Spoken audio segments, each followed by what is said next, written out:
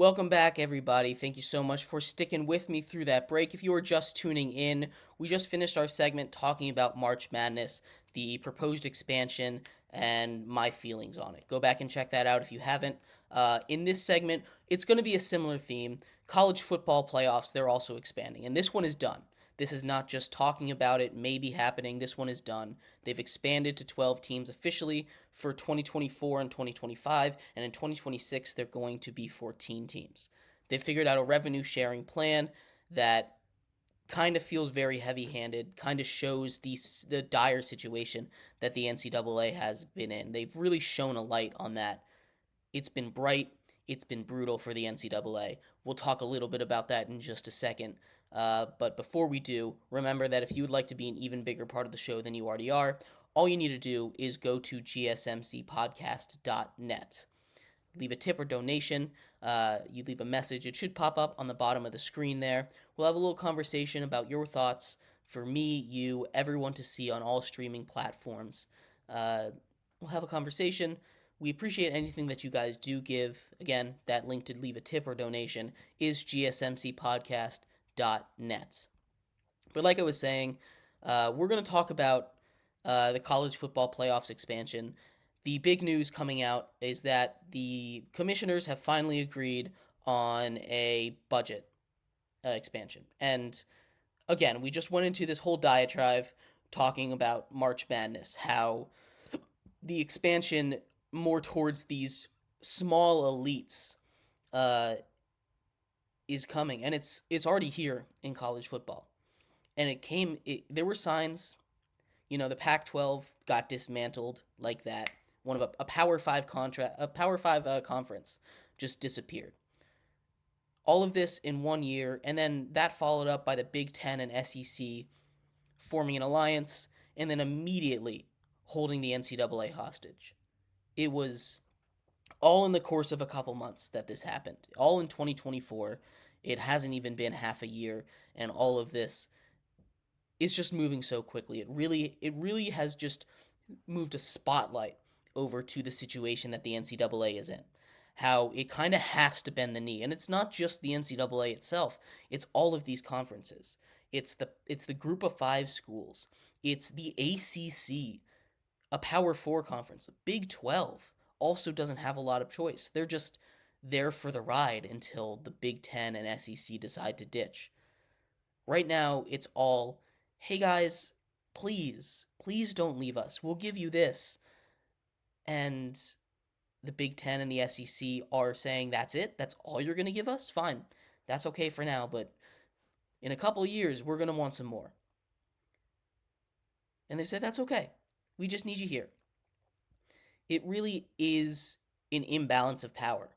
The conferences are supposed to be, I don't have the right word, but subservient.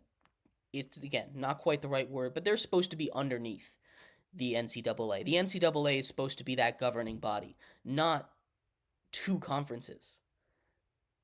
Not the media rights contract, which it kind of is becoming. The media rights contracts that aren't negotiated with the NCAA, but are negotiated straight with that are negotiated straight with the conferences, which is why they have so much power. Because not that the media is doing anything too wrong, they're trying to make money. They're a business. They're trying to get the best product on their channels, and I don't blame them for that. If I was in their shoes, I'd be doing the same thing. But negotiating right with the conferences, you don't see that happen in the NFL. The NFL doesn't negotiate, or TV networks don't negotiate directly with one team. They negotiate with the NFL. The NFL signs these contracts. Now, the MLB is an example of a little bit different, but they've found a way to make that work with local networks and stuff. The MLB still has their own broadcasting deal outside of that. The teams just have their own revenue deals as well. But the NFL doesn't do this. ESPN goes right to the SEC to make these contracts, and it takes away the last bit of bargaining power that the NCAA has left. And you've kind of seen it here with the most recent budget approval that's gone through. You've seen them kick and drag their feet. Every conference but the SEC and the Big Ten screaming, kicking their feet, trying to stop this from happening, but to no avail. They just have to have it. They just have to have it. Otherwise, they're going to leave. So the new revenue agreement, 60%, I believe it was 64% of the college football budget is going to be split between the Big Ten and the SEC. Two conferences are getting 64% of the money generated by the college football playoffs. The ACC and the Big 12, they're getting 32%, half of what the other conference is getting, and then that leaves the group of five, and Notre Dame is in this group as well, but Notre Dame is going to be just fine. Notre Dame wants to be independent, otherwise they would have joined up with a conference and set themselves up with success. Notre Dame can be independent for as long as they want. Notre Dame and the rest of the group of five schools are 10%. 34 teams. 34 teams get 64% of the money. In all of college football, all 151, 34 of them are running the show. I know a lot of these group of five schools aren't in consideration for the playoffs anyway. But it just is unfair the way that they're doing this.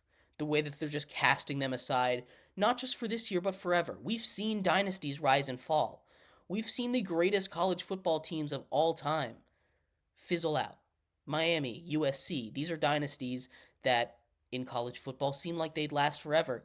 At the time, they're gone. Georgia, to an extent. They missed the college football playoffs last year.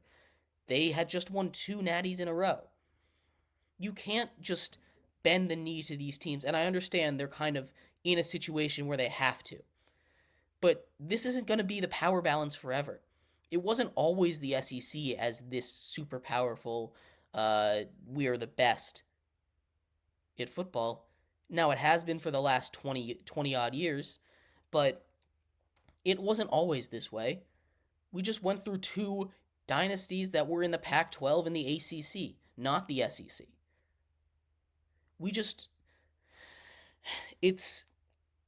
I understand, and I want to talk a little more about the group of five here, because they are getting royally screwed over. And I understand the group of five plays a weaker schedule because they're not the better teams. That just happens when you have power conferences and when you have lesser conferences. It's just the way the world works. It's the way the sport works. Like I said in the last segment, when you play in a league with 151 teams and you can only play 14 games, you're not going to be able to play everyone. You have to do your best to rank them. But there are some really solid group of five teams. Tulane has been really good for the last couple of years. JMU has shot onto the scene. App State has been really, really good recently. Liberty just went undefeated in the regular season and made a New Year's Six Bowl. There are some really solid group of five teams that are kind of getting screwed over by this. And they had a meeting to discuss nothing, basically, because they have no negotiating power, because that's just the situation they've been in. And it's not a new thing for the group of five. The group of five has always kind of been in this situation where they have no negotiating powers. They just sit there. They just sit there and they're like, we're part of the group, guys. Remember us. We're here.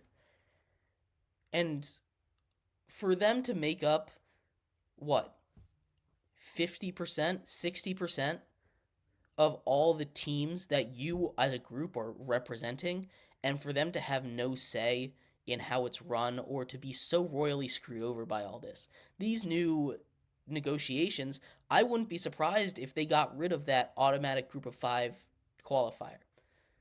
And as much as those games, the group of five team is probably going to lose.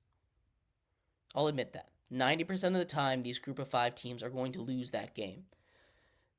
But it's the fact that they have the chance. The fact that the chance that they have, the one chance that they have, because they're not going to get at large bids, the one chance that one group of five team has to make a run, to show that the power conferences aren't all that. They have a shot, they can compete, play on the same field. They're probably going to take that away.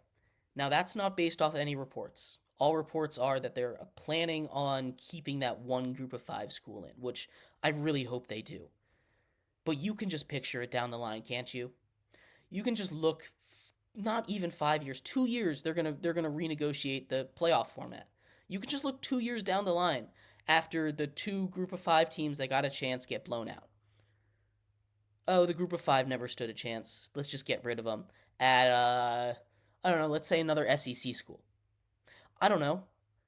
Can't you just see that happening the way that everything's going? The amount of power that the Big Ten and the SEC have, the amount of control that they have over the entire NCAA. The elites of college sports are rearing their heads, and they are rearing their ugly heads fast. They are swiftly taking the advantage while they have it because they know this isn't going to last forever. Dynasties rise and fall.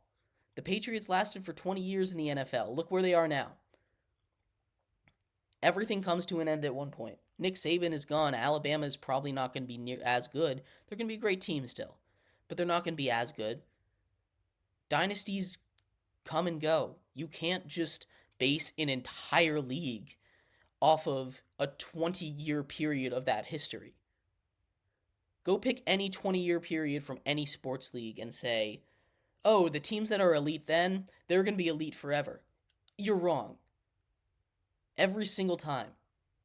Sports change. The tides of sports change. One day you're going to have the best player in the world. The next day they're gone. And you're going to be left with no one. So negotiating like this, while the Big Ten and the SEC are running it like a business, they're doing what they should be doing for a business, getting their spots secured so they don't have to worry about the money, the funding in the future, when eventually they do fall off, because they will. I guarantee you the SEC and the Big Ten will not be the top 2 conferences if this NCAA makes it 15 years down the line. Something will change. Maybe not both, but one of them will get taken over by something else. But if you lock that in, if you sit here today or in 2 years from now and you lock it in that these 2 are our conferences, no one else can be as set up for success as they are the ones that we're going to do. Not only does it paint you as a weak organization, you've already been painted as a weak organization as the NCAA, but it paints you as an organization that will just give in to anything, not take a stand. I understand the NCAA is dying. It is, quite honestly. We've been talking about this for the last 30 minutes, for the last couple weeks, the last couple months, ever since it became truly apparent how much power that these conferences had over the mother organization. But it's just not something that I want to see go. What the NCAA does, it's more than just these revenue generating sports, right? It's more than just these football and basketball, men's basketball, football especially.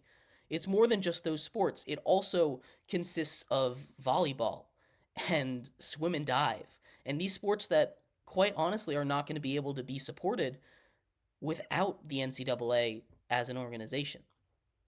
These sports are funded by football. These sports are funded by men's basketball, by these teams getting a chance to show themselves off on the biggest stage. And you get rid of all that because someone's better than someone else right now. It's going to ruin, and when I say ruin, I mean potentially destroy collegiate sports forever if we let this path continue the way that it's going. I'd love to hear your guys' thoughts about this. Drop it in the comments. But in our next segment, we're going to transition away from the NCAA, move into some baseball. Dylan Cease was traded to the Padres, and Devin Williams, star closer from the Brewers, was diagnosed with an injury, leaving him out for a couple months. How that is going to affect these teams and the rest of the MLB is on the way. Stick around. We appreciate you guys watching. We'll be right back.